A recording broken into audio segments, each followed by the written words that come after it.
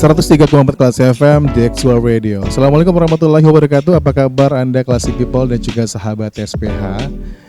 Ya, hari ini kita akan membahas topik yang sangat penting, terutama bagi yang memiliki penyakit jantung dan ingin tetap menjalankan ibadah puasa dengan sehat dan juga nyaman. Dan untuk itu kita akan membahasnya lebih dalam tentang bagaimana tips sehat puasa untuk penderita jantung. Tentunya kita akan membahasnya bersama narasumber kita yang memang spesialis di bidangnya, bersama Dr. Sari Haryati SPJP. Langsung aja kita sapa beliau. Halo, assalamualaikum, selamat sore dokter. Waalaikumsalam, selamat sore. Oke, sehat ya? Alhamdulillah. Ini udah puasa ke-13 nih dok. Iya. Gimana, masih tetap semangat lah ya gitu ya? Ya, alhamdulillah. Iya. Harus tetap semangat. Karena nggak lama lagi lebaran kan? Oh iya. Sebentar lagi. Oke, jadi menarik banget sahabat SPH dan juga Classy People. Kita akan membahas tentang penyakit jantung dan korelasinya adalah apakah penderita penyakit jantung itu boleh berpuasa. Dan mungkin ini akan kita bahas lebih dalam dok, tentang penyakit jantung, penderita penyakit jantung ini apakah boleh berpuasa. Nah, langsung aja pertanyaan pertamanya dokter, apakah penderita penyakit jantung ini memang dibolehkan berpuasa atau gimana? Sebenarnya ini pertanyaan wajib dari pasien jantung ya, apalagi kalau yang sering kontrol ke poliklinik. Nah, jadi sebelumnya kita harus tentukan dulu nih, pasien jantung ini kelompok yang stabil atau yang tidak sebenarnya untuk menjawab pertanyaan ini. Karena memang pada beberapa case yang masih baru, maksudnya yang masih baru terdeteksi mungkin penyakit jantungnya atau baru pasca rawatan, itu biasanya belum kita sarankan untuk berpuasa. Nah, tapi kalau secara generalnya untuk pasien-pasien yang kontrolnya sudah rutin, nah kalau stabil itu biasanya boleh, tetap berpuasa. Kenapa? Karena sebenarnya secara tidak langsung puasa itu bermanfaat untuk kesehatan jantung. Sebenarnya ke seluruh tubuh pasti bermanfaat kan, tapi khususnya buat jantung tuh diantaranya tuh tentunya nanti dia bisa mengontrol kadar kolesterol biasanya, karena kan pola makannya lebih teratur biasanya. Kemudian dia juga menurunkan tekanan darah yang mana berisiko juga kan, tekanan darah itu salah satu faktor risiko untuk penyakit jantung. Kemudian berat badan biasanya juga turun beberapa. Kalau dalam literatur itu biasanya dirata-ratakan kalau memang puasanya puasanya lancar, maksudnya makan juga nggak terlalu berlebihan, biasanya di akhir bulan Ramadan itu biasanya berat badan akan turun sekitar 1-2 kg. Kemudian dia juga menurunkan proses inflamasi. Proses inflamasi itu faktor resiko untuk plak di koroner biasanya. Nah, dengan menurunnya inflamasi, resiko serangan jantung akan berkurang. Nah, itu diantara beberapa manfaat dari puasa. Nah, tentunya pasien-pasien yang stabil harus bahkan disarankan memang melanjutkan ibadah puasanya seperti itu. Nah, cuman ada beberapa pasien mungkin yang belum kita sarankan berpuasa. Misalnya pasiennya pasca serangan jantung. Nah, baru aja pasang cincin jantung. Nah, biasanya kita lihat stabil atau tidaknya itu, kita bilangnya stabil itu biasanya dalam 3 bulan pertama. Nah, biasanya kalau dalam 3 bulan nggak pernah keluhan lagi, nggak pernah serangan jantung, nah itu biasanya sudah boleh untuk rutin berpuasa. Kemudian pasien yang gagal jantung. Pasien gagal jantung ini misalnya kayak sesak nafas hebat gitu ya. Nah, biasanya kalau dalam 3 bulan atau 6 bulan terakhir itu tidak ada rawatan. Nah, jadi cuma rawat jalan, stabil di obat-obatan rawat jalan, nah itu boleh rutin berpuasa seperti itu. Jadi untuk memastikannya tentunya pasiennya harus kontrol ke poli dulu. Oke, jadi harus konsul ya? Iya, betul. Jadi kalau misalnya yang kayak tadi penderitanya yang baru aja pasang cincin jantung tadi, berarti memang harus 3 bulan sebelum Ramadan datang itu harus dipastikan dulu kondisi berarti kalau nanti dia pengen berpuasa gitu ya? Ya, betul. Jadi misalnya 3 bulan nih kan ingin mencoba berpuasa, nah pastinya kita harus evaluasi dulu ada nggak keluhan selama ini, pengobatannya rutin atau tidak. Kalau misalnya si penderita ini ngeyel, kekeh juga, nggak kok saya baik-baik aja, bisa kok gampang lah gitu. Dan mungkin beberapa waktu lalu ada sedikit masalah misalnya, tapi dia ngerasa baik-baik aja. Itu kira-kira apa nih dok yang akan muncul risiko dari sikap tersebut? Dari berpuasa ya, misalnya ya pengen banget nih, sayang banget nih bulan Ramadan nggak puasa gitu ya.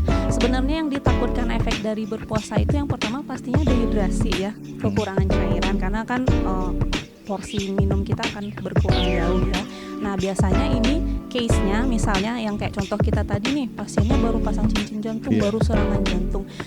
Sebenarnya dehidrasi itu berisiko untuk kan terjadi kekentalan darah nih, viskositas atau kekentalan darahnya meningkat. Nah itu berisiko untuk terjadi serangan ulang. Nah kalau dari literatur itu, jadi kenapa 3 bulan pertama? Karena kalau ada case dehidrasi atau faktor risiko lainnya itu relapse-nya atau serangan ulangnya itu bisa terjadi 1-2 kali lebih banyak dibandingkan yang tidak berpuasa. Nah mungkin dari literatur itulah yang menyarankan seperti itu. Tapi kalau saya pribadi sebenarnya ya kalau mau coba sih pasiennya mungkin bisa saja. Tapi nanti kan ada warning khususnya ya. Kalau nggak kuat misalnya berpuasa itu harus segera dilepas puasa. Ini warning khususnya dari tubuh si penderita sendiri berarti ya. Kemudian mungkin kita bahas yang efek yang nggak diinginkan dari puasanya dulu ya. Yang pertama kan dehidrasi tadi. Nah yang kedua itu gangguan elektrolit.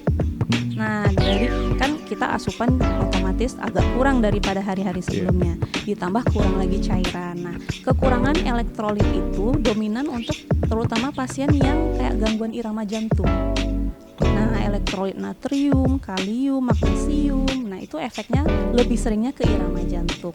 Nah jadi pada pasien-pasien yang tidak stabil, kalau malah dehidrasi atau gangguan elektrolit itu memicu terjadinya keluhan dari jantungnya. Makanya itu efek yang tidak kita harapkan.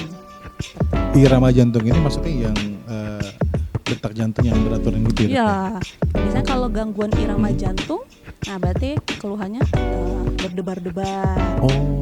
Irama jantung tidak teratur seperti itu. Berarti itu juga salah satu simptom yang mesti harus diwaspadai juga berarti ya, kalau jantung ya ketika berpuasa berarti ya. Oke.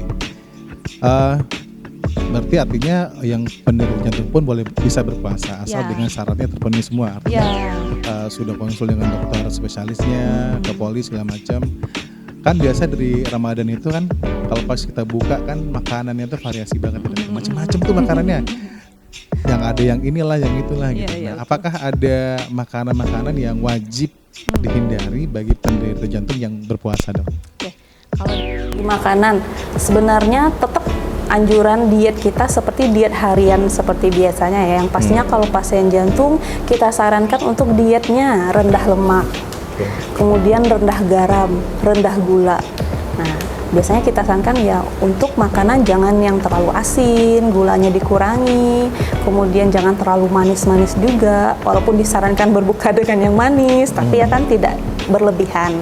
Nah kemudian ya rendah kolesterol, kalau bisa kayak gorengan-gorengan, kalaupun mau biasanya saya sarankan lebih baik yang digoreng sendiri, karena minyak yang dipakai yang di luaran itu kan kita nggak tahu nih, karena kan semakin sering diulang-ulang kan lemak jenuhnya makin tinggi kan ya, jadi semakin berisiko untuk kesehatan jantung.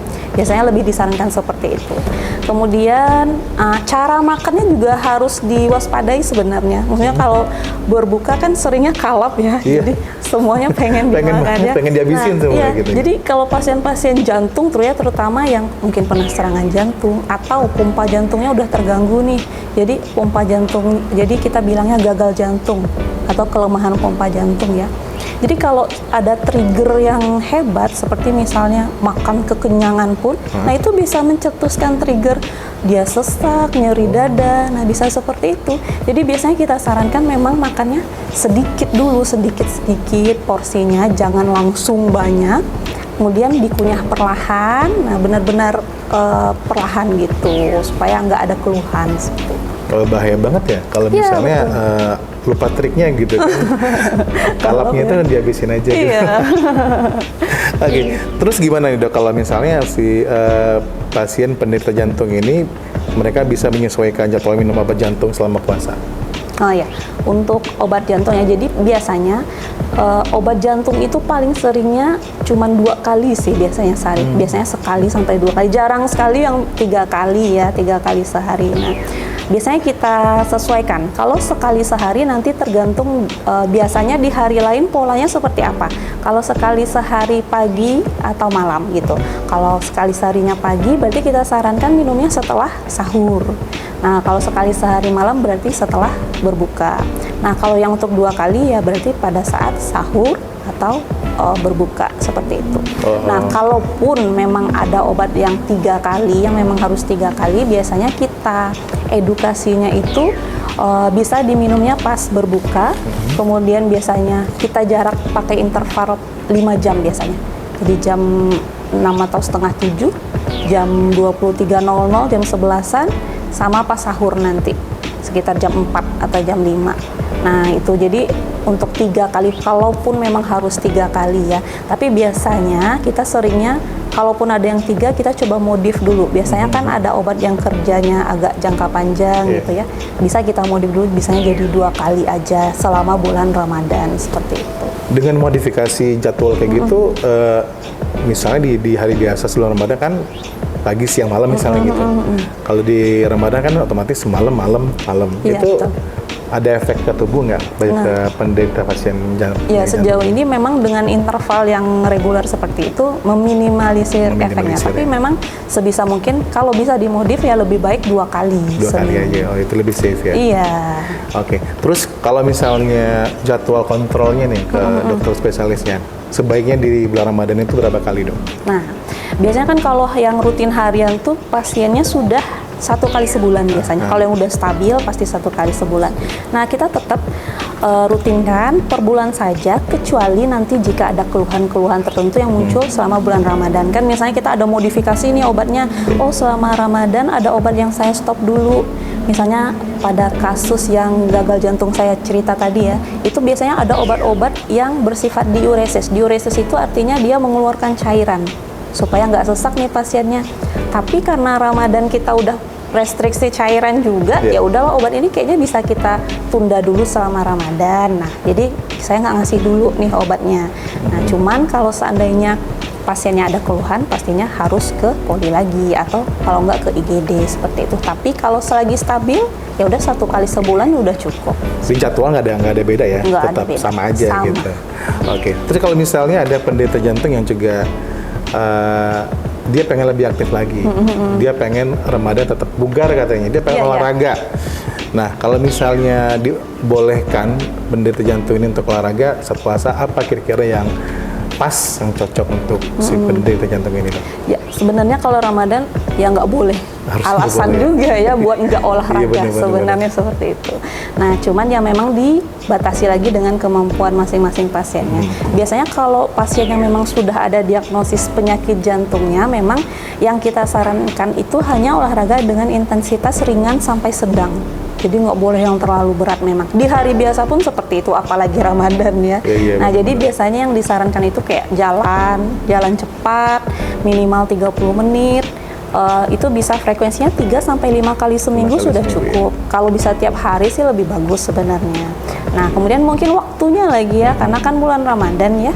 Nah, biasanya kita sarankan jangan ya siang-siang juga, karena kan pasti tingkat panas kah atau dehidrasinya ya. Dehidrasi tinggi. Nah, biasanya kita sarankan sore sebelum berbuka, misalnya setengah jam atau 1 jam sebelum berbuka, atau malam nih, misalnya setelah sholat isya atau tarawehan.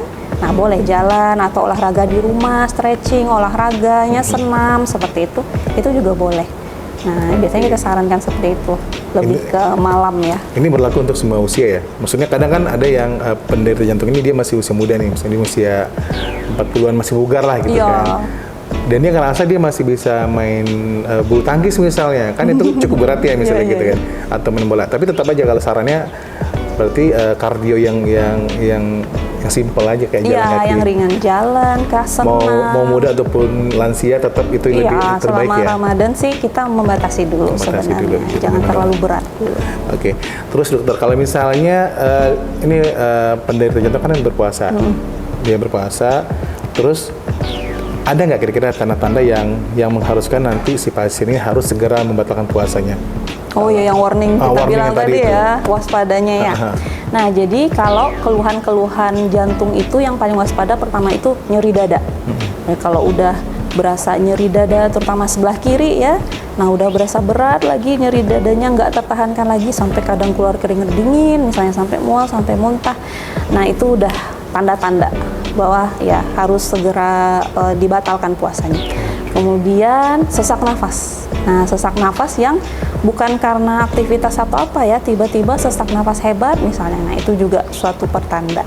Kemudian yang tadi irama jantungnya nggak teratur, rasa berdebar-debar nggak nyaman seperti itu ya. Nah itu terus pusing atau sakit kepala hebat, nah sampai ya mau pingsan rasanya, nah itu juga pertanda harus segera dibatalkan dan segera dicek. Nah, harus segera ke IGD atau ke poliklinik. Jangan ngeyel lagi lah. Iya, jangan segera sampai, aja ya. iya. Kalaupun itu mau sejam mau beduk, tetap aja segera dibatalkan. Iya, jangan terlalu dipaksa. Sayang nih sejaman lagi iya, gitu kan. Taunya udah kolaps. Itu lebih risiko lagi. Iya, lebih berisiko lagi. Oke. Jadi kalau untuk di Ramadan ini apa nih kira-kira dokter persiapan terbaik yang harus disiapkan oleh penderita jantung yang ingin tetap berpuasa di bulan Ramadan? Yang pertama tadi memang harus kontrol rutin kan. Jadi nanti dokternya tahu nih mau modifikasi obatnya seperti apa, mau sarankan seperti apa ya. Nah jadi harus kontrol yang rutin. Kemudian minum obatnya harus teratur. Nah jadi jangan modifikasi atau pandai-pandai sendiri nih. Kadang ada yang iseng ya atau ngide sendiri ya. Aduh obatnya kayaknya saya stop dulu deh selama Ramadan. Itu ngefek nggak sih dok? Nah iya itu berbahaya bahkan. Iya. Jadi kalau kan mungkin pasiennya merasa kayaknya saya selama ini udah stabil deh gitu. Tapi kan mungkin beliau-beliau lupa nih stabilnya karena kan minum obat ya. Jadi minum obat rutin jadinya stabil, tensinya stabil, nadinya stabil, nggak ada keluhan. Ya itu namanya terkontrol karena obat. Nah mungkin perlu edukasinya di situ nanti. Jadi bapak atau ibu nggak boleh modifikasi obatnya sendiri karena itu berbahaya gitu. Kemudian kalau persiapan lainnya ya sama, misalnya tetap aktivitas fisik, dietnya seperti hari biasa harus diet yang sehat, istirahatnya harus cukup gitu. Walaupun kan kadang kalau di bulan Ramadan ya mungkin kalau ibadah kita kan lebih banyakan di malam hari ya, mungkin ya otomatis waktu tidur istirahat berkurang ya. Tapi itu dengan kontrol teratur diharapkan nggak ada keluhan sama sekali nih. Kemudian itu jika ada keluhan ya segera periksa lagi atau segera kontrol lagi seperti itu. Oke. Mungkin dokter ada pesan mungkin bagi penderita jantung yang tetap juga ingin menjalankan ibadah puasa dengan sehat dan juga nyaman. Ya, tetap kontrol ke poli, kemudian minum obatnya teratur, jangan lupa dan tetap semangat untuk beribadah di bulan Ramadan. Iya. Pokoknya tetap pastikan semua informasi diupdate dulu gitu ya dokter ya. Betul. Diperhatikan kondisi badan segala macam. Kalau udah oke dari dokternya baru gitu ya. Iya. Oke dokter, mungkin sebelum kita akhiri perjumpaan kita kali ini dokter, apakah ada tips tambahan agar puasanya tetap lancar tanpa membahayakan kesehatan jantung? Ya, tipsnya tetap pola hidup sehat itu harus tetap diterapkan ya walaupun di dalam bulan Ramadan. Maksudnya tetap harus cek kesehatan secara berkala, yaitu ya kontrol rutin teratur. Kemudian enyahkan asap rokok tetap harus di stop. Itu salah satu faktor resiko yang besar untuk penyakit jantung. Kemudian rajin aktivitas fisiknya, walaupun di bulan Ramadan tetap usahakan ya minimal yang ringan-ringan lah, tetap ada gerakan, jangan malah leyeh-leyehan aja ya, malah males gitu. Iya males bawaannya ya. Kemudian dietnya harus tetap seimbang, rendah lemak, rendah garam, rendah gula, dan tinggi serat. Jangan lupa sayur dan buahnya harus diperbanyak lagi. Kemudian istirahat yang cukup dan kendalikan stres. Nah itu semua faktor risiko untuk penyakit jantung tuh. Nah kalau bisa kita kontrol semua, insya Allah aman, sehat dan lancar menjalankan ibadah Ramadan. Oke, baik. Terima kasih banyak dokter Sari Haryati SPJP atas waktunya. Semoga informasi ini bermanfaat buat Classy People dan juga sahabat SPH semua dimanapun berada. Dan kita harus akhiri perjumpaan kita dokter. Kita ketemu lagi mungkin di lain kesempatan dengan topik yang berbeda. Siap ya. Dan selamat menjalankan ibadah puasa. Sama-sama. Jangan lupa takjil nanti beli ya dok. Tapi jangan kalap ya. Jangan kalap ya bosannya. Okay. Baik Classy People, kita pamit dan terima kasih banyak atas waktunya. Saya Indra Prasyano dan juga mewakili dokter. Banyak maaf. Assalamualaikum warahmatullahi wabarakatuh, and then see you.